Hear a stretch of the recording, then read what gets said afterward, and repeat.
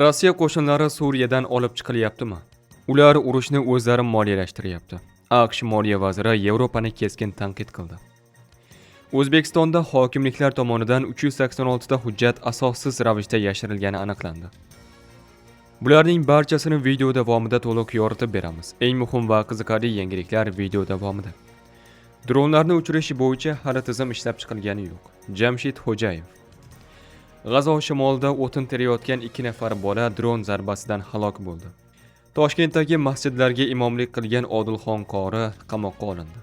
Surxondaryoda Alfa nomli jinoiy guruh a'zolari ushlandi. Yuzlab dronlar va aviabombalar. Zelenskiy Rossiyaning bir haftalik zarbalari haqida. Aziz do'stlar, quyida shu haqda. Videoga like bosing va izohlarda fikrlaringizni yozib qoldiring. Rossiya qo'shinlari Suriyadan olib chiqilyaptimi? Rossiya harbiylari Suriyaning shimoli-sharqida joylashgan Qamishli aeroportidan o'z kuchlarini olib chiqishni boshladi.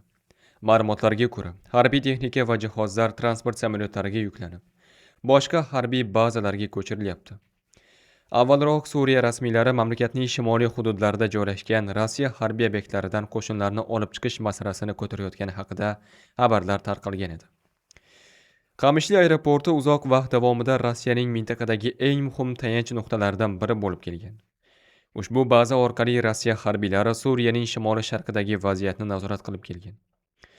Mutaxassislar bu jarayon Rossiyaning Suriyadagi harbiy ishtiroki qisqarayotganidan yoki kuchlar boshqa strategik yo'nalishlarga ko'chirilayotganidan darak berishi mumkinligini ta'kidlashmoqda.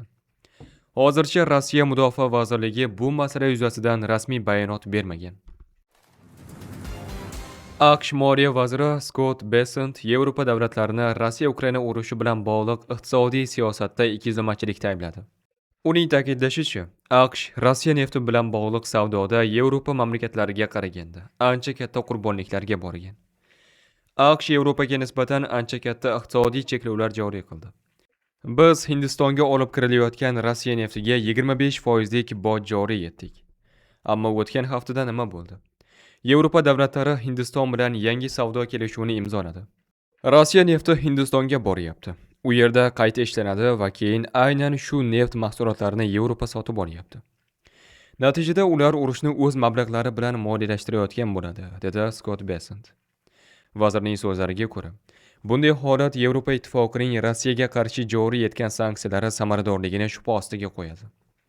Mutaxassislar bu bayonot AQSh va Yevropa o'rtasida Rossiya nefti, sanksiyalar va energetika siyosati masalasida jiddiy qarama-qarshiliklar yuzaga kelayotganini ko'rsatishini ta'kidlashmoqda.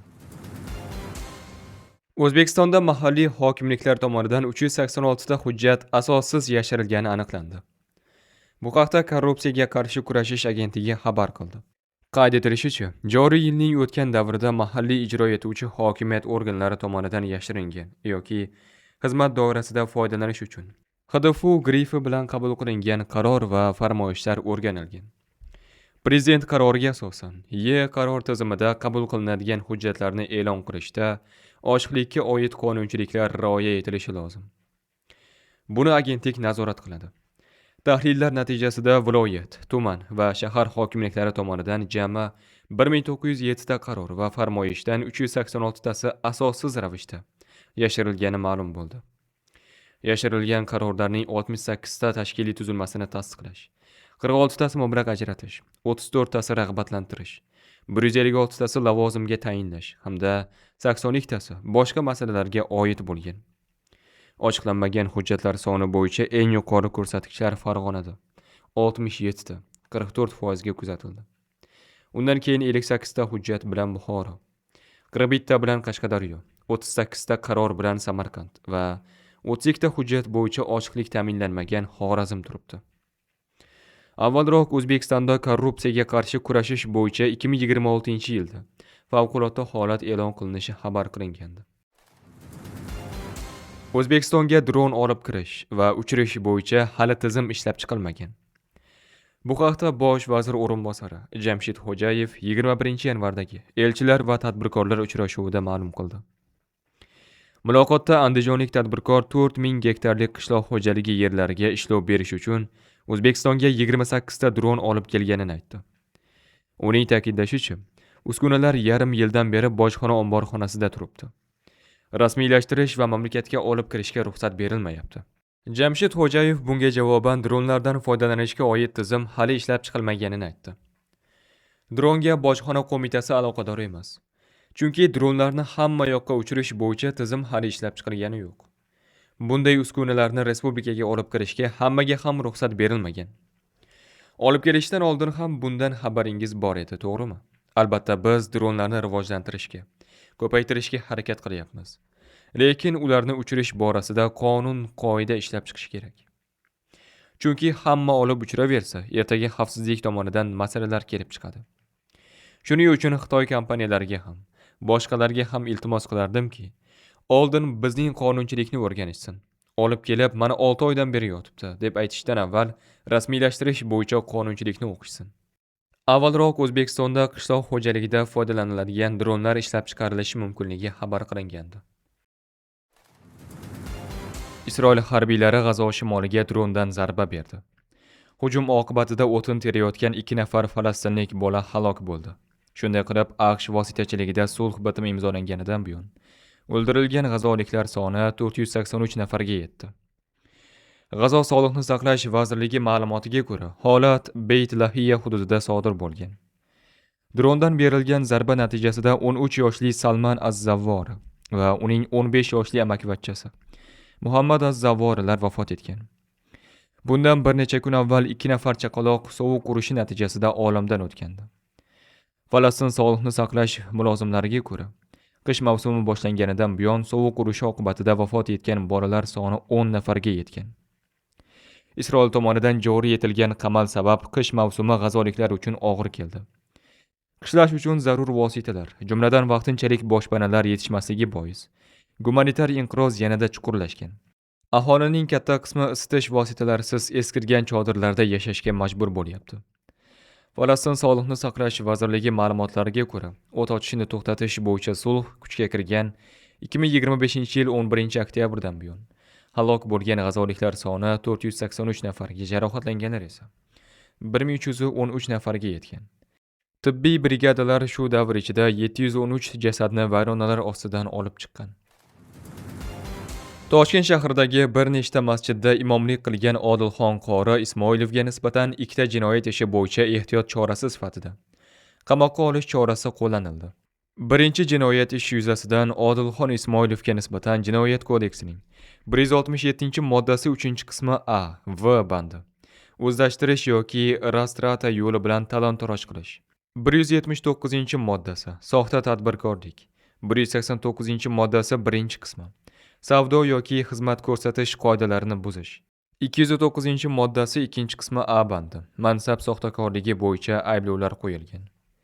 Shuningdek, ushbu ish bo'yicha 227-moddaning 2-qismi A bandi hamda 228-moddaning 2 va 3-qismlari bo'yicha hujjatlar, shtamplar, muhrlar va blanklarni tayyorlash, qalbaklash, sotish yoki ulardan foydalanish, shu jumladan aksiz markalar va boshqa davlat belgilarini noqonuniy qo'llash bilan bog'liq jinoyatlarni sodir etganlikda ham gumonlanmoqda.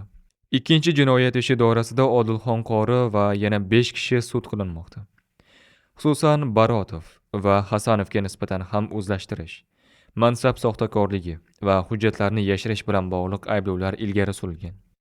Ish materiallarida Qamshinbekov, Qurbonov, Muhammadyarov ismlari ham qayd etilgan bo'lib, ularga nisbatan ham iqtisodiy jinoyatlar, soliq to'lovlaridan bo'yin tovlash hamda hujjatlarni qalbakilashtirish kabi bir nechta modda asosida ayblovlar qo'yilgan. Oliy sud matbuot kotibi xabar berishicha, sudlanuvchi Odilxon Ismoilov va yana 4 nafar shaxsga qamoqqa olish, 1 nafar shaxsga garov tarzidagi ehtiyot choralari qo'llanilgan. Surxondaryo viloyatida Telegramda Alfa nomli guruh ochib, o'zlarini shu nom bilan atagan jinoiy guruh a'zolari qo'lga olindi. Bu haqda Ichki ishlar vazirligi xabar berdi. Qayd etilishicha, Telegram messenjerida Alfa nomli guruh ochib, o'zlarini shu nom bilan atagan Denov tumanida yashovchi sportning turli yo'nalishlari bilan shug'ullanib kelgan, ko'cha yechimlariga aralashgan 6 nafar jinoiy guruh a'zolarining noqonuniy faoliyatiga chek qo'yilgan. Jinoiy guruh yetakchisi 1998-yil Denov tumanida tug'ilgan Sunnatulloh Xolmurodov va uning tengdoshlari bo'lgan guruh a'zolari Elbek Karimov, Asliddin Ibodov Muqaddam Jinoyat kodeksining 227-moddasi bezorilik bilan sudlangan. Azimat Davlatov, Javohir Jo'rayev hamda 1989-yil Denov tumanida tug'ilgan Bahriddin Jumayevlar joriy yilning 6-yanvar kuni soat 20:50larda o'zaro bir guruhga birlashgan. Ular Skoda va Kia avtomashinalari o'rtasida sodir bo'lgan yo'l transport hodisasida o'zlarining tanishlari Skoda avtomashinasini boshqargani sababli uning sog'lig'idan xabar olish hamda u bilan to'qnashgan. Kia avtomashinasini boshqargan shaxsga jismoniy bosim o'tkazish maqsadida Denov tumani tez tibbiy yordam bo'limiga borgan. Shundan so'ng u yerda sababsiz janjal ko'targan va shu sababli muassasa ma'muriyati tomonidan ulardan muassasa hududida tartibni saqlash talab qilingan. Ogohlantirish ishlari olib borilishiga qaramay, guruh tomonidan faol qarshilik ko'rsatilgan. Jamoat tartibini qasddan mensimasdan shifoxonada bo'lgan bemorlar va shifokorlarning tinchligini buzib, shov-shuv ko'tarib, shu manzilda faoliyat yuritayotgan shifokor va jabrlanuvchining yuz qismiga qasddan urgan va qorin qismiga tepib, tan jarohati yetkazgan. Ushbu jinoiy guruh harakatidan aziyat ko'rganlardan ichki ishlar organlariga yoki 102 qisqa raqamiga qo'ng'iroq qilish so'raladi. O'tgan hafta davomida Rossiya qo'shinlari Ukraina hududiga 1700 dan ortiq zarba dronlari, 1380 dan ziyod boshqariladigan aviabomba va turli turdagi 69 ta raketa uchirgan deb xabar qildi Vladimir Zelenskiy yakshanba 25-yanvar kuni. Ukraina prezidentining so'zlariga ko'ra, Rossiya Federatsiyasi zarbalarining asosiy nishonlari energetika va muhim infratuzilma obyektlari, shuningdek, turar joylar bo'lgan. Rossiyaning har bir ommaviy hujumi vayronkor bo'lishi mumkin. Shuning uchun havo hujumidan mudofaa tizimlari uchun raketalar bizga har kuni kerak. Va biz osmon himoyasini kuchaytirish uchun Amerika va Yevropa bilan ishlashda davom etyapmiz, deya ta'kidladi u. Zelenskiy shuningdek Vilnyusga tashrifi chog'ida mintaqadagi sheriklar Litva va Polsha bilan pozitsiyalarni muvofiqlashtirishini bildirdi. Ukrainani kuchaytirish uchun har bir yetakchi bilan ishlayapmiz. Hamma Rossiyadan kelayotgan tahdid qanday ekanini aniq anglash kerak. Va buni eng yaxshi tushunadiganlar aynan xalqlarimiz, deya qo'shimcha qildi Ukraina rahbari.